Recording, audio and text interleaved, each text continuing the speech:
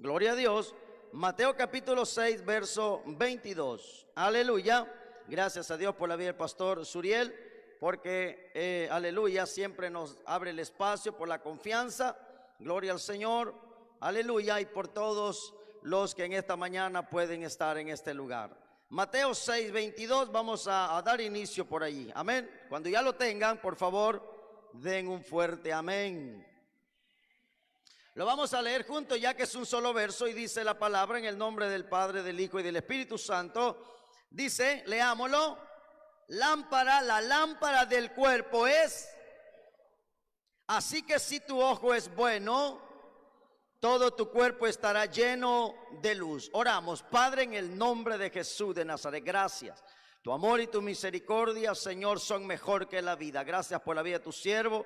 Gracias por la vida de la iglesia, por la vida, Señor, de las visitas. Muchas gracias. Bendito Dios, porque permites que puedan, Dios eterno, aleluya, las almas en esta mañana venir y recibir tu palabra. Hemos venido para adorar, para bendecir tu nombre, Señor. Gracias por los medios de comunicación a través de los cuales se puede, oh Dios eterno, llevar este mensaje a los hogares, a otras familias y a mucha gente, que llegue a muchos corazones en esta mañana, en el nombre poderoso de Jesús. Pasa un carbón encendido en mis labios y sea tu Espíritu Santo hablando a través de mi boca. Javier Ortega no es nada ni nadie.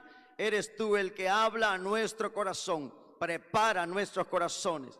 Haz de cada uno de nuestros corazones tierra fértil, que la palabra sembrada dé fruto al 100 por 1, al 60 y al 30 por 1. Reprendemos en el nombre de Jesús todo obstáculo, todo espíritu de opresión, de enfermedad, de dolencia, todo espíritu contrario a tu palabra, Señor. Reprendemos en el nombre poderoso de Cristo Jesús. Dele la gloria al Señor y tome su lugar, por favor.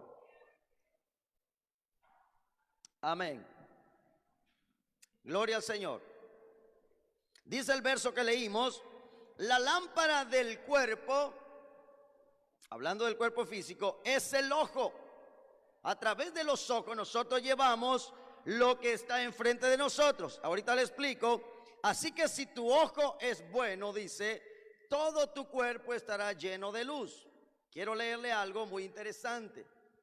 Hoy vamos a hablar acerca de los ojos espirituales, pero antes quiero dar un breve resumen acerca de los ojos naturales o físicos.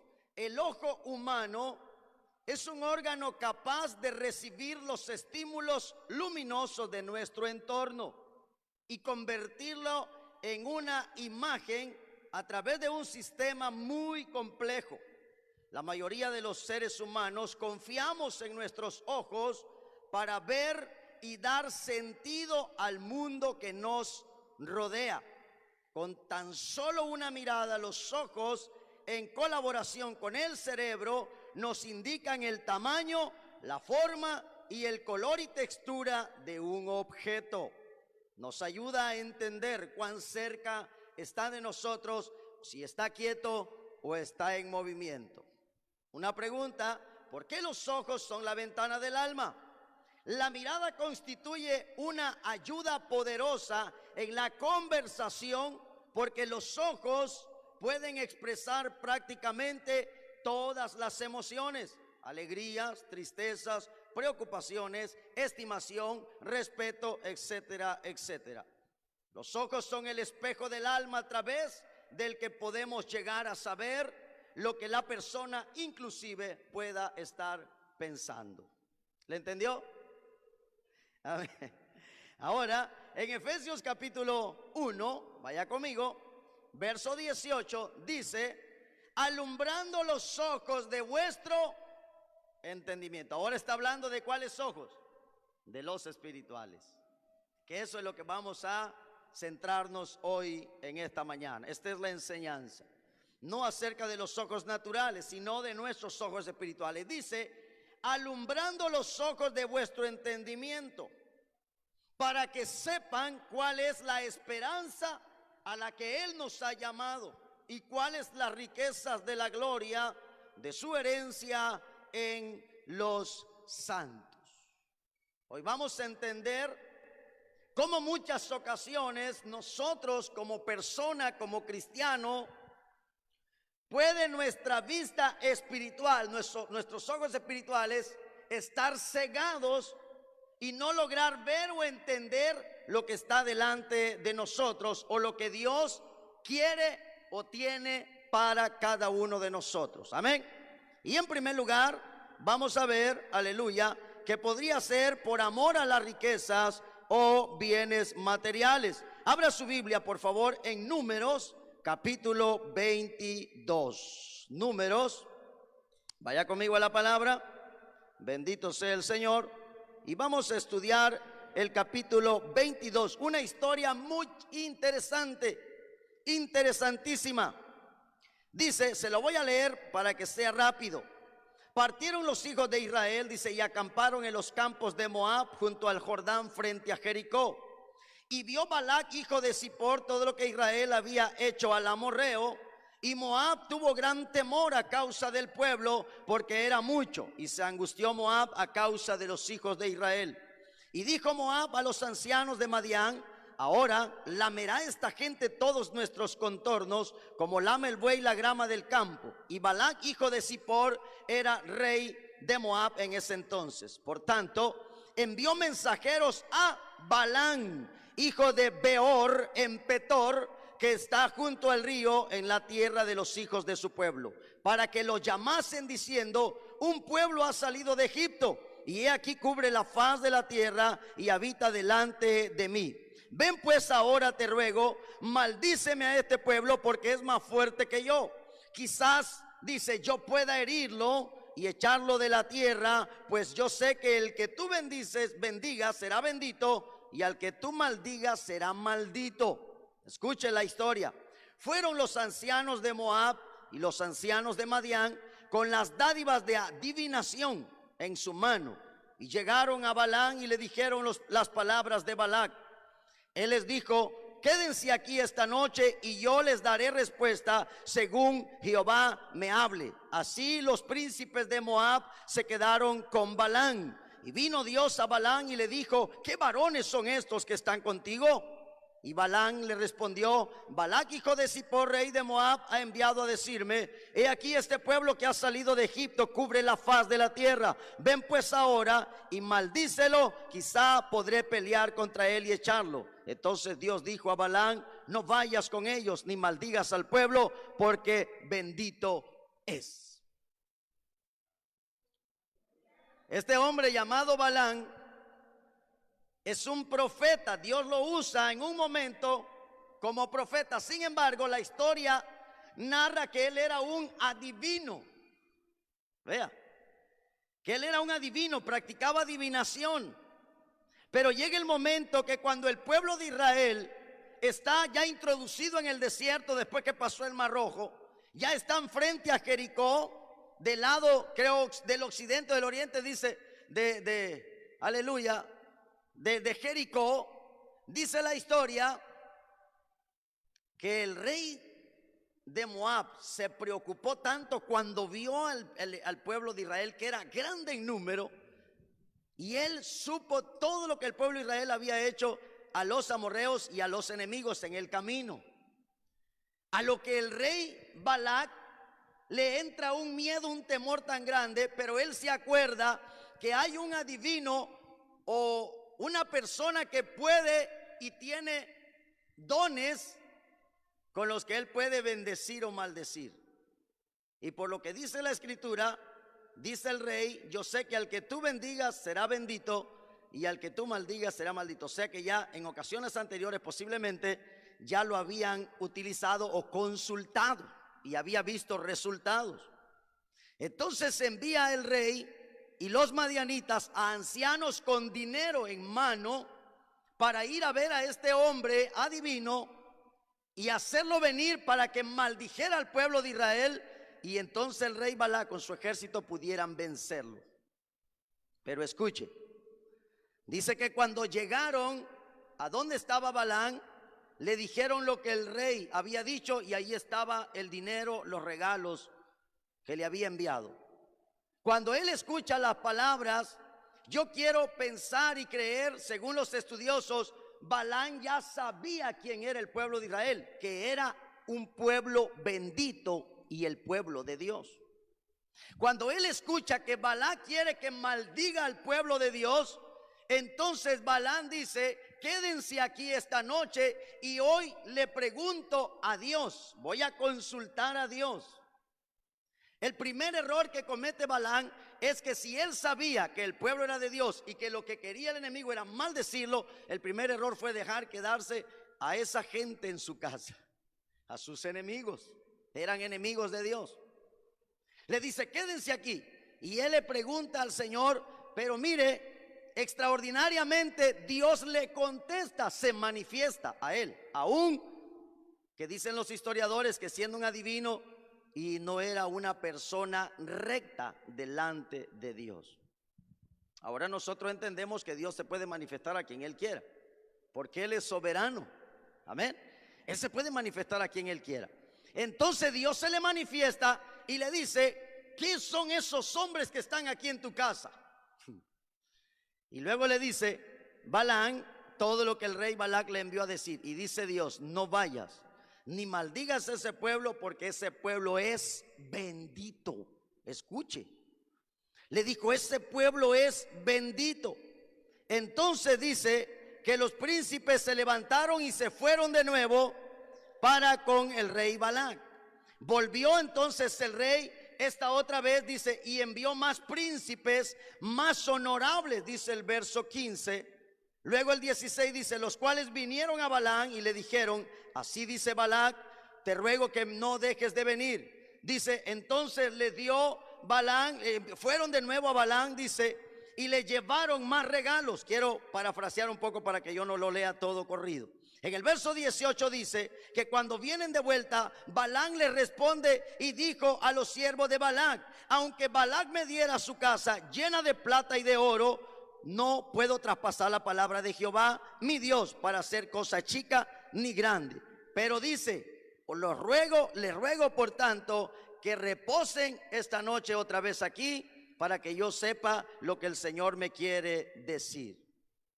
Si ya la primera vez Dios le había dicho a Balaam que el pueblo es bendito, no pueden maldecirlo, no vayas con ellos, ¿por qué insistía Balaam en que Dios le dijera otra vez lo mismo? Entonces nosotros entendemos que el corazón de Balaam estaba mal, que a pesar de que él de su boca decía que le diera el rey Balac cosa grande o cosa chica, muchas riquezas, él no podía ir ni podía dar palabra que Dios no pusiera en su boca, pero en su corazón él estaba torcido.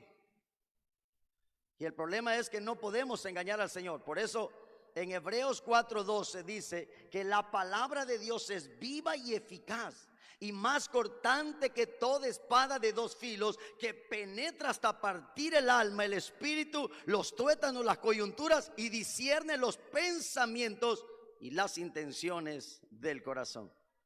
Es decir, nosotros podemos decirle una cosa a Dios, pero Él conoce lo que hay en nuestro corazón. Nosotros podemos decirle algo a una persona, pero dentro de nuestro corazón tenemos otros pensamientos, otras intenciones. Podemos mostrar una cara, pero en nuestro corazón hay otra intención. Entonces dice: vino Dios a Balaam de noche y le dijo: si vinieron para llamarte estos hombres, levántate y vete con ellos, pero harás lo que yo te diga. Vamos a continuar. Así Balaam se levantó por la mañana, enalbardó su asna y se fue con los príncipes de Moab. Dice el 22: la ira de Dios descendió porque él iba, y el ángel de Jehová se puso en el camino por adversario suyo. Iba pues él montado sobre su asna y con él dos criados suyos. Y el asna vio al ángel de Jehová que estaba en el camino con su espada desenvainado, desnuda en su mano. Y se apartó el asna del camino e iba por el campo. Entonces azotó Balaam el asna para hacerla volver al camino. Pero el ángel de Jehová se puso en una senda de viñas que tenía pared de este lado y del otro lado.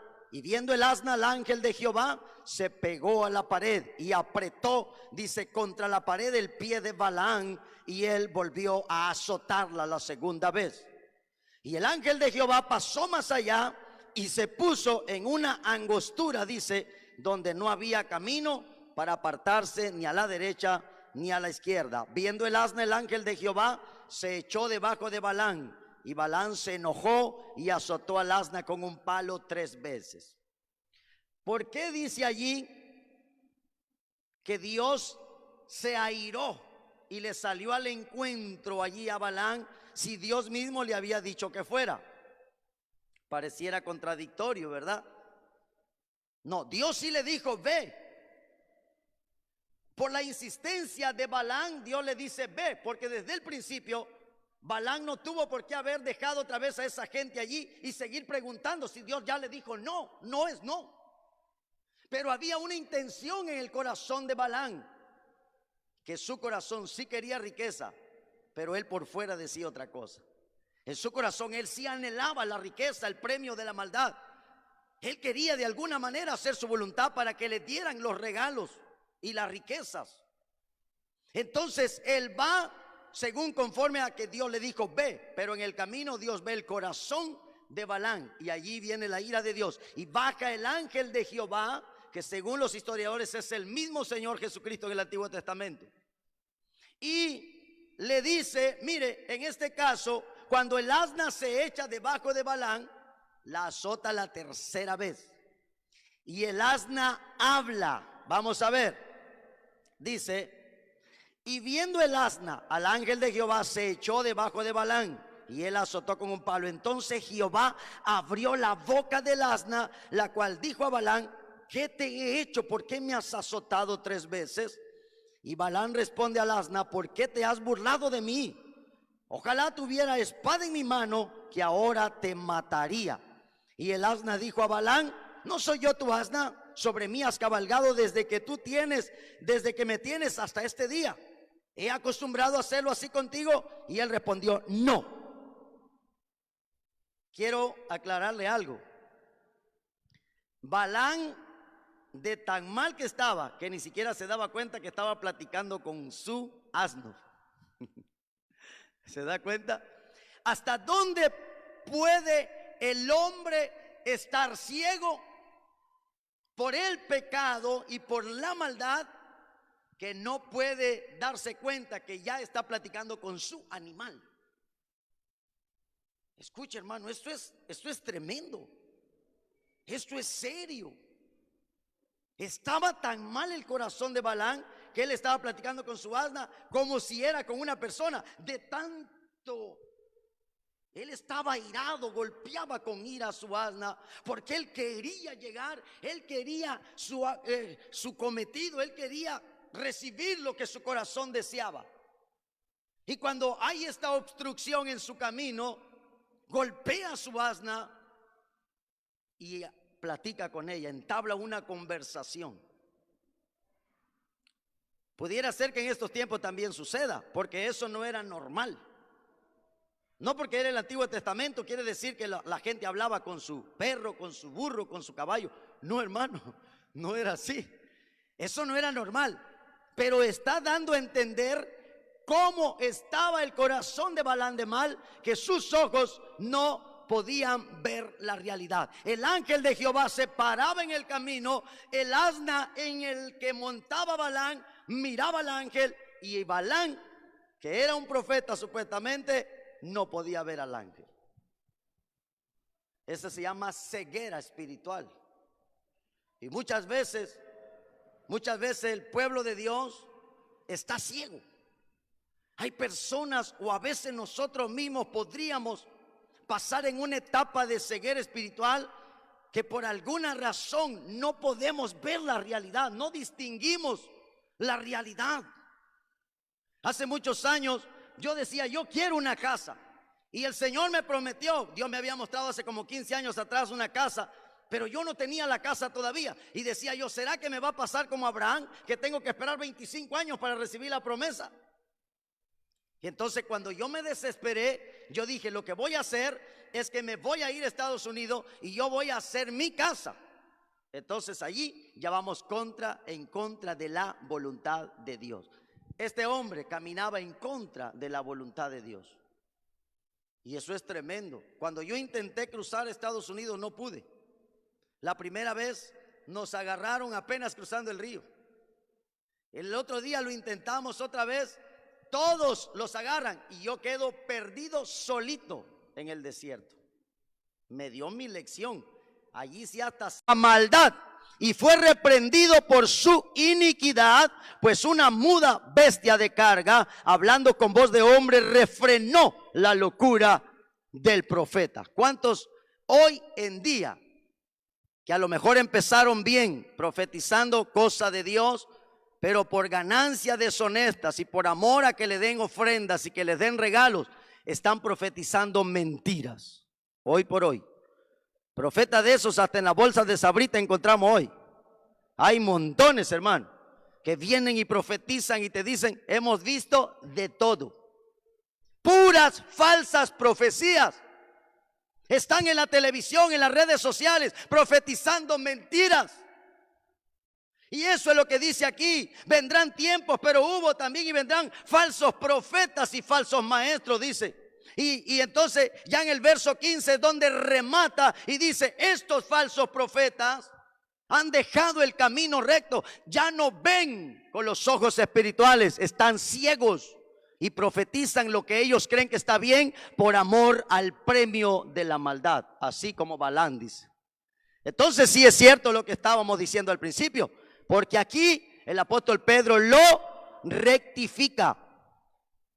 Aquí el apóstol Pedro nos trae a la luz en el Nuevo Testamento lo que en realidad era Balaam, que no solo el Señor lo detuvo porque iba, porque el mismo Dios no se airó con él porque iba, no. Dios se airó con él por su corazón malvado. Dice que amó el precio de la maldad, dice, aleluya. Y fue reprendido, aleluya. Ahora, vea, dice Judas 1:11, vamos a avanzar, por favor. Judas 1:11 dice, también el contexto habla de los mismos falsos profetas. Y dice el verso 11, ay de ellos, porque han seguido el camino de Caín y se lanzaron por lucro, o sea, por ganancia deshonesta, en el error de Balaam, y perecieron en la contradicción de Coré. Lo vuelve a decir Judas 1:11. ¿Quién era Balaam? Se lanzaron por lucro. ¿Por qué iba Balaam a ver a Balac, rey de ese pueblo enemigo de Dios de Moab? Por amor a la riqueza que iba a recibir. O sea que aunque Dios le había dicho, solo lo que yo te diga vas a decir, él estaba pensando que a lo mejor Dios cambiaba de parecer y él terminaba maldiciendo al pueblo de Dios. ¿Puede usted creer? Y así hoy en día está también, hermanos. Mucha gente, muchos falsos profetas, muchos falsos pastores, muchos falsos maestros. Esto es realidad. Esto no fue solo en el Antiguo Testamento, eso es hoy. Esto es hoy en día, en los días que estamos viviendo. Apocalipsis 2:14. Pero te dice, pero tengo unas pocas cosas contra ti. ¿A qué iglesia le estaba hablando allí? ¿Sabe a qué iglesia le hablaba allí? Capítulo 2 de Apocalipsis, verso 14, a la iglesia de Esmirna, a la iglesia de Pérgamo le hablaba en esta ocasión. Y le dice en el verso 14 a la iglesia de Pérgamo, pero tengo unas pocas cosas contra ti, que tienes allí dentro de la iglesia a los que retienen la doctrina de Balaam, que enseñaba a Balac a poner tropiezo ante los hijos de Israel, a comer cosas sacrificadas a los ídolos y a cometer fornicación. Dice la historia ahí mismo en Números, que ya no lo vamos a buscar porque vamos a perder mucho tiempo, que al final, después de que Dios lo usó, porque Dios cumplió su propósito, y él usó la boca de Balaam para bendecir al pueblo de Israel, así como Dios lo dijo. Pero después de eso, Balaam enseñó al rey Balac a poner tropiezo, dice, a los hijos de Israel, y los hizo pecar, por lo cual murieron 24,000 personas en el pueblo de Israel a causa de la maldad de este falso profeta Balaam, así como lo oye. ¿Y sabe qué le pasó a Balaam? Que cuando vinieron los hijos de Israel y asesinaron al pueblo enemigo, al pueblo de ese rey Balac, también allí mataron a Balaam. Murió mal. Así, hoy en día, hemos visto muchos casos. Escuchaba de un caso, un pastor me platicó allí en Iztaltepec.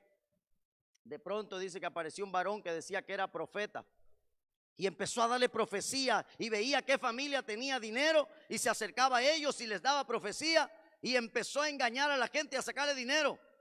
De pronto, hermanos, dice el pastor, no pasó mucho tiempo, le dieron un balazo. De un balazo murió en Iztaltepec. Así le pasó a Balaam.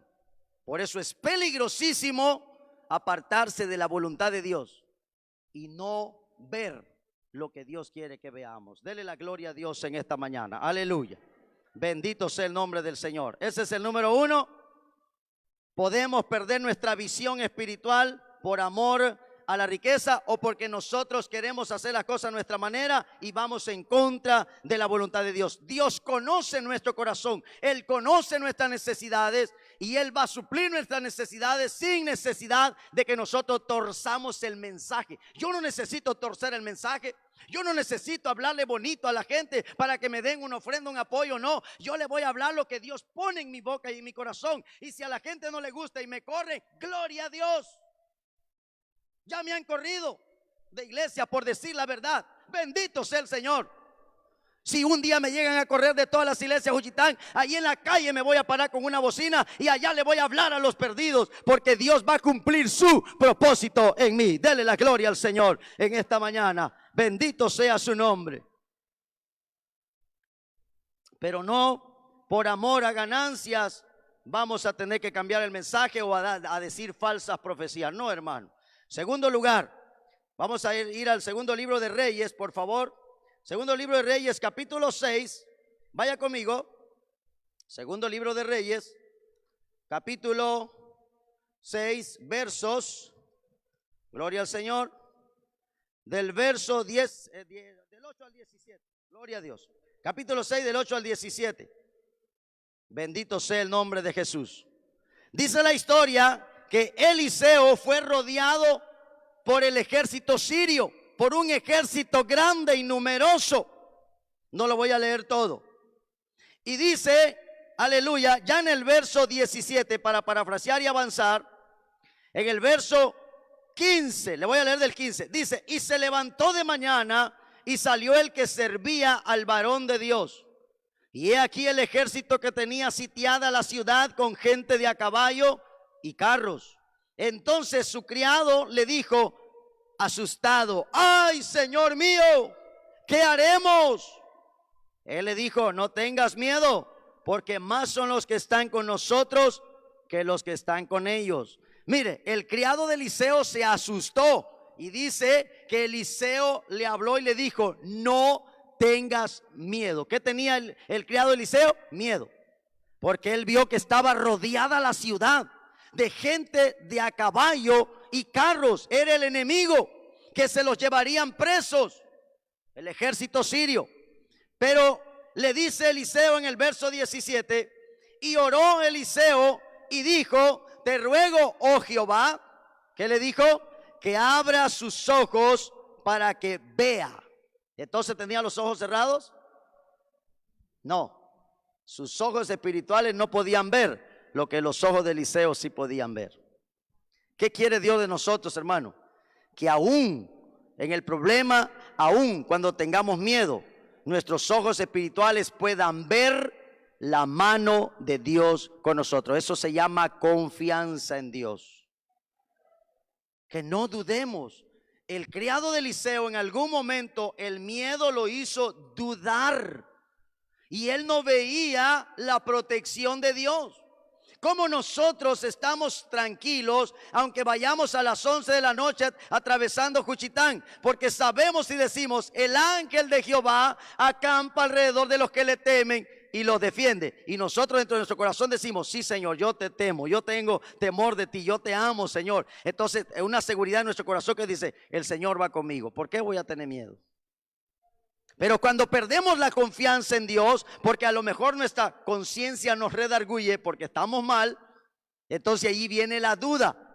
Y allí nosotros no podemos ver que Dios está de nuestro lado. Y entra el miedo, entra el pánico, y eso mismo hace que el diablo te persiga, hermano. El miedo es tremendo. Cuidado con el miedo. Y este hombrecito que trabajaba con Eliseo tuvo miedo. Y él no veía, pero Eliseo veía algo diferente. Mire, entonces Jehová abrió los ojos del criado y miró, dice, y he aquí que el monte estaba lleno de gente de a caballo y de carros de fuego alrededor de Eliseo. Aleluya. Amén. Mire cómo es el Señor. Dice que cielo y tierra pasarán, pero su palabra no pasará. O sea que lo que Él promete, lo cumple, si lo creemos. Por eso es que nosotros no, el dudar para Dios es abominación. No podemos dudar de su palabra y de Él. A Él no le agrada que dudemos. Porque cuando Él dice algo, es real. Eliseo confiaba de que el Dios lo protegía, pasara lo que pasara. Porque es que Elías deseó morirse, hermano, cuando le enviaron a decir que querían su cabeza. Porque él dudó, tuvo temor de Jezabel. Y él corrió por el desierto. Él no tuvo por qué haber huido, porque él sabía que Dios lo respaldaba. Pero ¿por qué corrió? Eso le trajo depresión. Y dice, y de morir, le dijo, basta ya, oh Señor, mejor quítame la vida. Ya estaba lleno de miedo. Pero él no debió haber pasado por esa situación, porque él sabía cómo Dios lo respaldaba. Nunca tuvo él que tener miedo a Jezabel ni a Acab, rey de Israel, jamás. Y entonces deseaba morir. Pero Eliseo estaba tan concentrado y estaba él tan apegado al Señor y conectado que sus ojos espirituales se mantenían abiertos. Qué hermoso, hermanos. Eso Dios quiere de nosotros, que nuestros ojos espirituales estén abiertos. Que haya problemas y nosotros digamos, Dios lo va a resolver. Y que te digan, vamos a venir por ti, Dios me va a defender. Y tranquilo. No que nos ponemos a que sea afiada, que me den una 9 milímetros y una K-47 porque dicen que van a venir a traer. Ya dudaste de Dios. Yo conocí un hermano en Estados Unidos que tenía su 9 milímetros bajo la almohada. Decía, por si me falla la fe. No tenía fe. Otro hermano decía, cuidado, no me haga enojar porque yo conozco a Dios, mi machete no. Cuando nosotros decimos confiar en Dios y en su palabra, es que en verdad confiamos. Y nuestros ojos espirituales están atentos porque la mano de Dios se va a manifestar en cualquier momento. Allí está el Señor, solo que no lo vemos, pero allí está. Y cuando Él abre los ojos espirituales, Él se deja ver en realidad y dice, aquí estoy, ¿qué pasó? Aquí estoy. Cuando Él le abre los ojos al criado Eliseo, le dice, mira, ahí está lo que tú desconfías, ¿verdad? Le muestra y le dice, ahí está lo que tú piensas que no está, allí está. Y allí estaban rodeados, dice, de gente de a caballo, pero eran ángeles poderosos. Hacerles, hermano, nada. Si dice la historia que un solo ángel en una ocasión en el campo del rey Sennacherib, dice que en una noche mató 185,000 enemigos, un solo ángel. Y Eliseo estaba rodeado. ¿Por qué es que a nosotros no nos ha pasado nada? Porque de parte de Satanás fuera, hermano, ya nos hubiera destripado, ya nos hubiera torturado, ya nos hubiera hecho como hacemos el queso cotija así en rebanaditas. Pero Dios ha estado a nuestro alrededor y no se lo permite. El ángel de Jehová está peleando por nosotros. Cuando Daniel se postró, dice el capítulo 10 de Daniel, y buscó al Señor en ayuno, dice que vino el mensajero 21 días después y le dijo: muy amado, le dijo a Daniel, desde el primer día que tú dispusiste tu corazón a entender los misterios del Señor, fui enviado con el mensaje. La respuesta fue enviada desde el primer día. Dice: y yo te traje el mensaje, pero allá se me opuso el príncipe de Persia, un demonio con un rango de principado se le opuso. Dice: pero estaban peleando para que el mensaje llegara. ¿Qué quiere decir, hermano? Que sí hay ángeles peleando a nuestro favor. No los vemos, pero allí están. ¿Qué es lo que debemos de tener? Confianza. Confianza es la fe. No lo vemos, pero sabemos que está aquí. No lo vemos, pero tienes que entender que Él está allí en la puerta de tu casa, que Él está en la puerta de nuestro hogar, y que solo va a pasar y a suceder lo que Dios permita, con un propósito. Toda la vida habrá un propósito de parte de Dios para nosotros, según Romanos 8:28. Si algo sucede en nuestra vida, es que Dios lo permitió. No fue porque se le olvidó al Señor, no envió el ángel, estaba descuidado. No. Si alguna cosa llega a pasar más de lo que nosotros podemos entender, entonces es Dios que tiene un propósito. Pero el enemigo no puede traspasar los ángeles que nos están rodeando. Alguien diga gloria a Dios en esta mañana. Aleluya, qué hermoso, hermanos. Gloria al Señor. Entonces terminamos con esta parte y dice que allí estaba el ejército de Dios.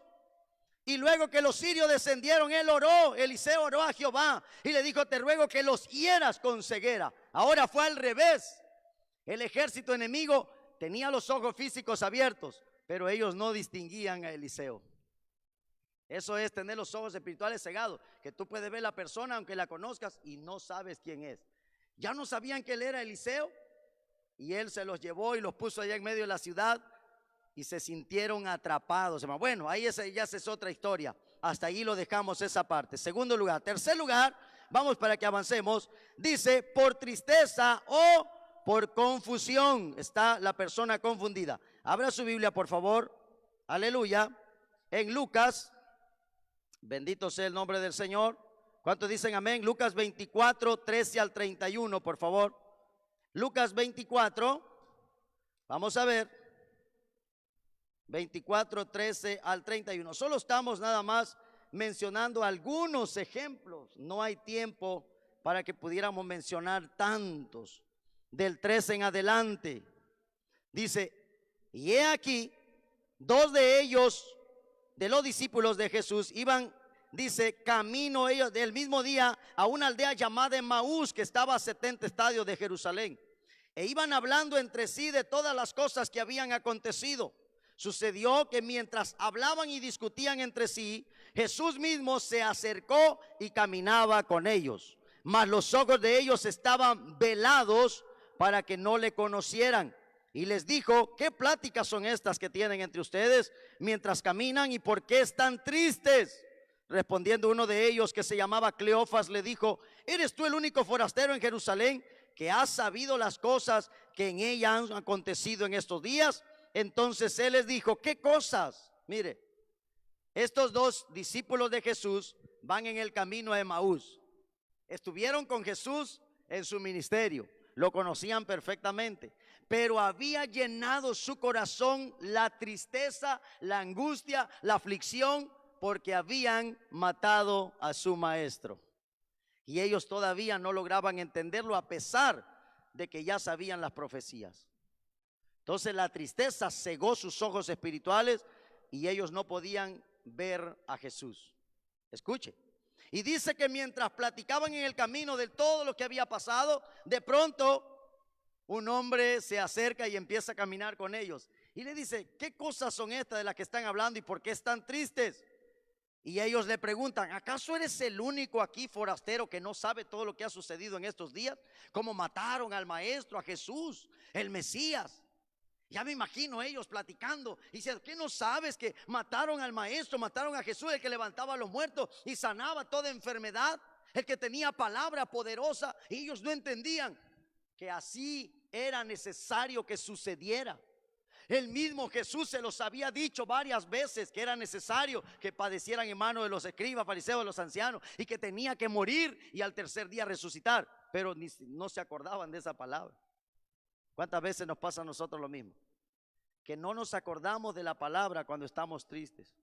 ¿Cuánta gente cuando muere un hijo, un familiar, se le olvida la escritura, la palabra, y dice: me quiero morir mejor, ya no tiene sentido mi vida? Pero se le olvida la escritura.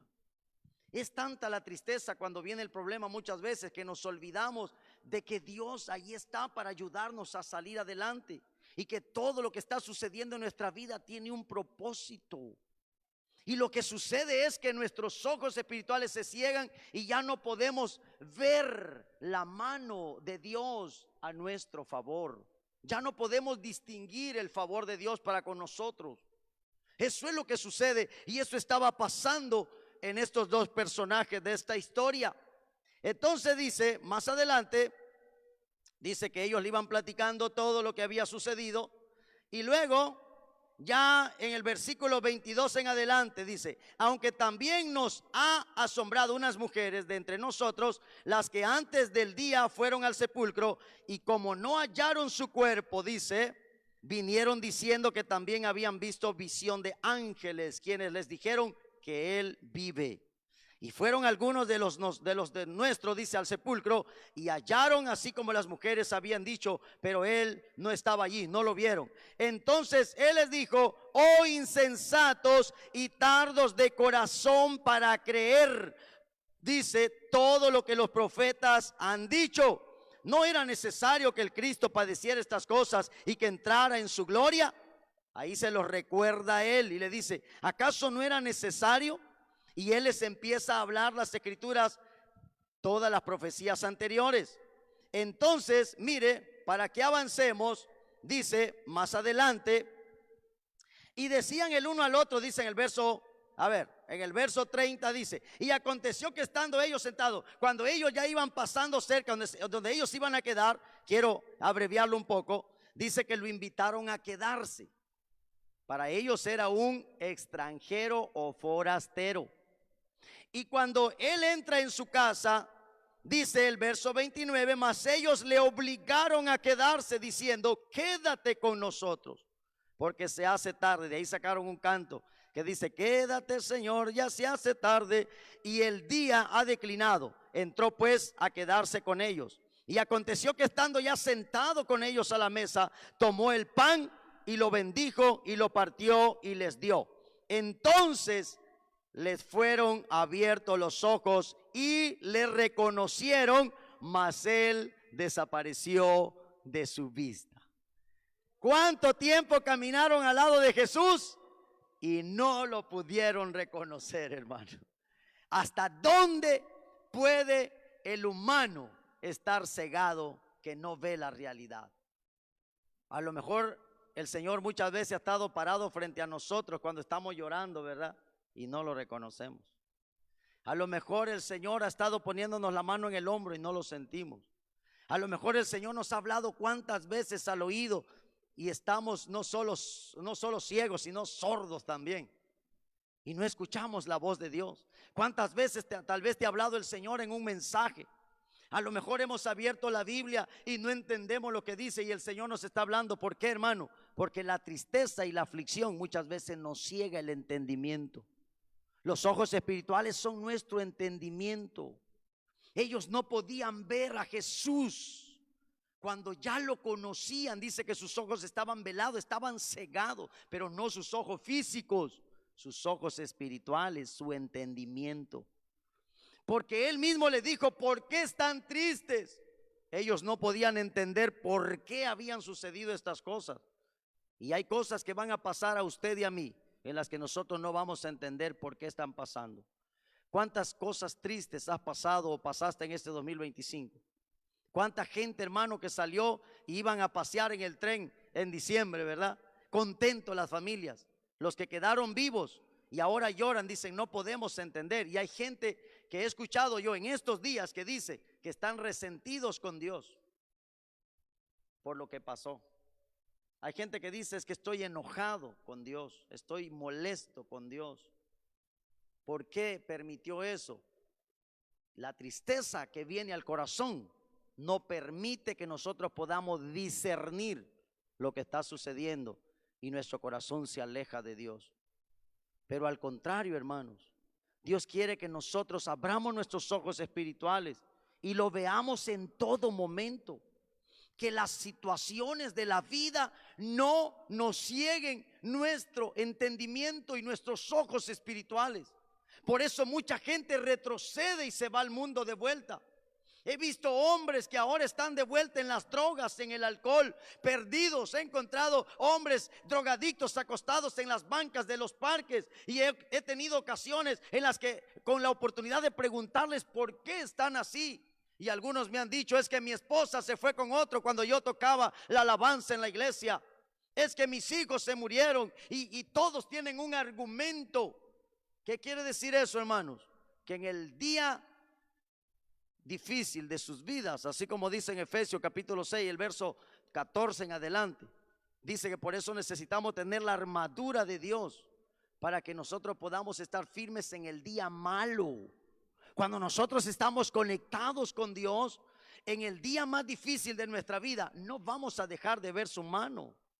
Él va a consolar nuestro corazón. Nuestro entendimiento no se va a cerrar. Vamos a lograr entender lo que está pasando. Vamos a poder discernir y no vamos a dejar de confiar en Él, a pesar de lo difícil que parezca la situación. Eso es lo que Él quiere de nosotros. Eso es lo que Él quiere de usted.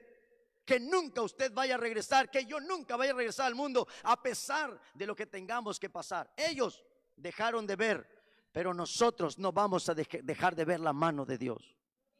Le vamos a decir al Señor que nuestros ojos espirituales y nuestro entendimiento estén siempre conscientes y que logremos ver su amor para con nosotros. Ponte de pie en esta mañana y dale un aplauso, si puedes, a la palabra de Dios en esta mañana. Gloria al nombre de Cristo Jesús. Dice que ellos lo vieron al momento que Él partió el pan, se les abrieron los ojos, pero al instante se desapareció de su vista. Demasiado tarde. Bien hubiesen podido disfrutar, ¿verdad?, de la presencia del Señor un buen rato, abrazarlo.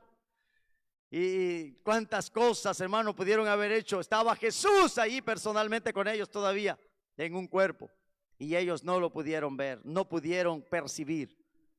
Si tú estás pasando problemas difíciles, a lo mejor tu corazón, tu mente se ha sentido tan triste que ya no ves la mano de Dios. Dile al Señor en esta mañana que nunca yo deje de ver con mis ojos espirituales. Vamos a orar. Si tú en esta mañana tienes aflicción en tu corazón, ven al altar y deposita en las manos de Dios cualquier. Me has tomado en tus brazos y me has dado salvación. De tu amor has derramado en mi corazón. No sabré agradecerte lo que has hecho por mí. Solo puedo darte ahora mi canción. Decirle al Señor con todas tus fuerzas: yo te doy gracias, gracias Señor, gracias mi Señor Jesús. Yo te doy gracias, decirle gracias, gracias Señor, gracias mi Señor Jesús.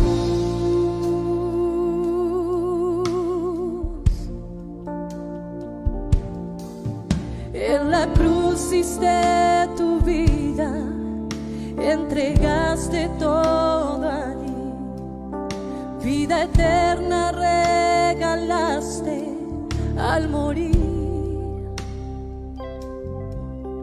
Por tu sangre tengo entrada ante el trono celestial. Puedo entrar confiadamente ante ti.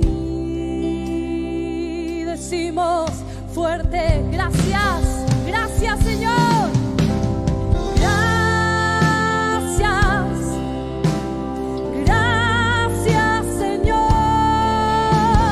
Gracias mi Señor Jesús. Yo te doy gracias, gracias, gracias,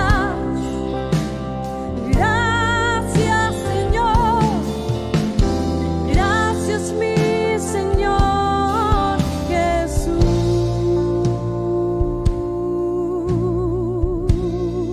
Yo te doy gracias, gracias, gracias, gracias Señor. Gracias mi Señor Jesús. Damos gracias Señor. Gracias, gracias Señor. Que suba tu gratitud. Gracias mi